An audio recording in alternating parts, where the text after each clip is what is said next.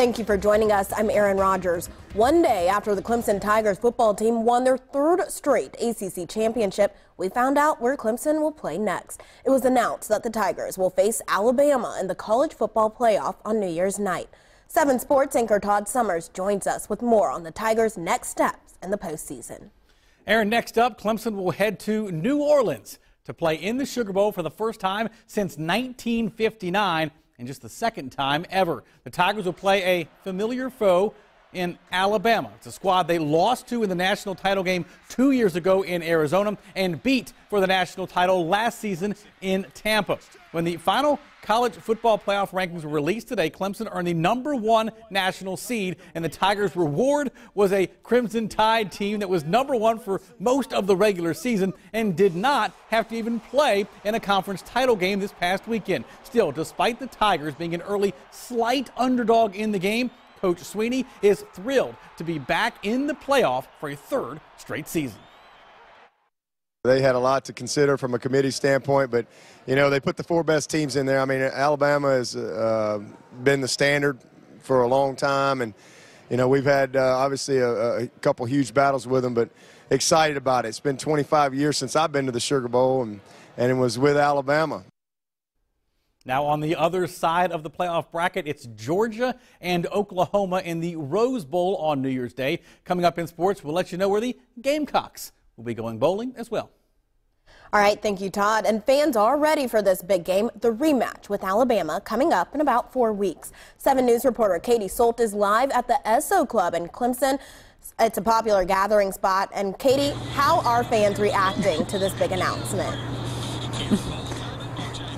Well, Aaron, every single Clemson fan I talked to says they're counting down to New Year's Day now. Some of the fans were hoping for that matchup with Ohio State since they beat them handily in the playoffs last year, but majority of the fans I spoke with said they are ready to battle it out for a third straight year with the Crimson Tide. Now, near campus today at the Esso Club, the staff said every single table was full as Tiger fans learned their fate for who and where they would be playing. In fact, the staff said that when that number 4 slot popped up, the entire restaurant went silent until it was announced the Crimson Tide was who the Tigers would be facing off against.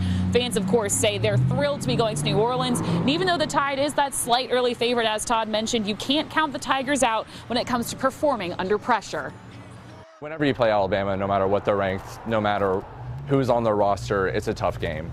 And just, it'll be nice having another crack at Alabama just because 2 years ago we lost, last year we beat them, so this year we'll have to see. But yeah, we were.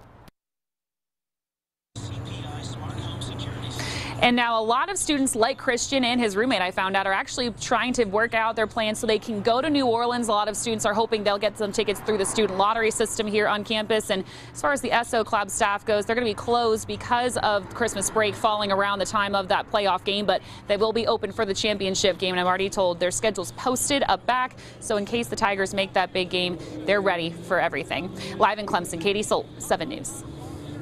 All righty, thank you, Katie. Also planning to go to New Orleans myself. And remember, we will be following the Clemson Tigers throughout their postseason run on air, online, on our 7 News Facebook page, and on our 7 News app. Well, switching gears here in Greenville County, deputies say one of their own was involved in a crash. It happened just before 2:30 at the intersection of West Blue Ridge Drive and Agnew Road. They say the deputy on his motorcycle unit collided with another person on a motorcycle. Deputies say both suffered injuries, but those injuries were non-life-threatening. The Highway Patrol is now investigating. We do have an update on the aftermath of a fire that destroyed the old Sunny Slope fruit packaging shed on Friday morning. The fire chief says 2 people were injured by the flames. He says a 14-year-old was released from the Augusta Burn Center, but the mother is still at that same center, listed in critical condition but stable.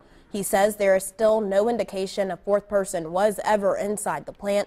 SLED is now helping with the investigation. And a suspect arrested in the case of a missing 3-year-old North Carolina girl is expected to be in court tomorrow. Authorities in Onslow County found the remains of what they believe to be the body of Mariah Woods, last seen in a creek in Pender County. The FBI says the case is now a state homicide investigation. 32-year-old Earl Kimry, the mother's boyfriend, is currently charged with concealing her death. Deputies are still waiting on an autopsy to verify the identity of the remains. Kimry could face additional charges. While Clemson has a lot to celebrate after winning the ACC football championship last night, this morning was a little bittersweet for the Clemson community as they said goodbye to one of their most historic buildings on campus, the Clemson House. 7 News reporter Tobias Rodriguez has the story. End of an era. End of an era. It's kind of a good thing, kind of a sad thing. This was the sound of one of the most historic buildings on the Clemson campus falling to rubble.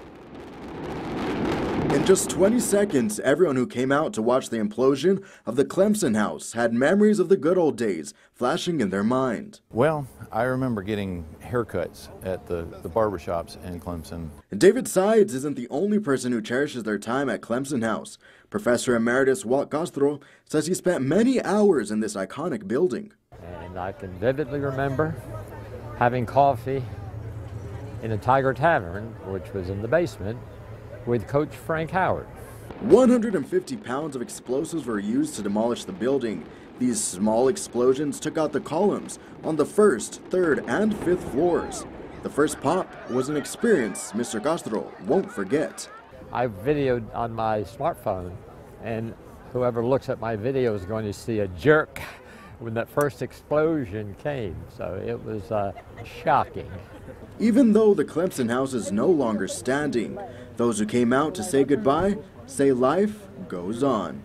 Clemson House means a lot to me since I've been here such a long time, but progress. Reporting in Clemson, I'm Tobias Rodriguez, 7 News. The spot where the Clemson House once stood will be transformed into green space and a parking area in the coming months. Well, more tweets from Donald Trump. See who he's now targeting on his Twitter account and what it has to do with the investigation into Russian meddling in the 2016 presidential election.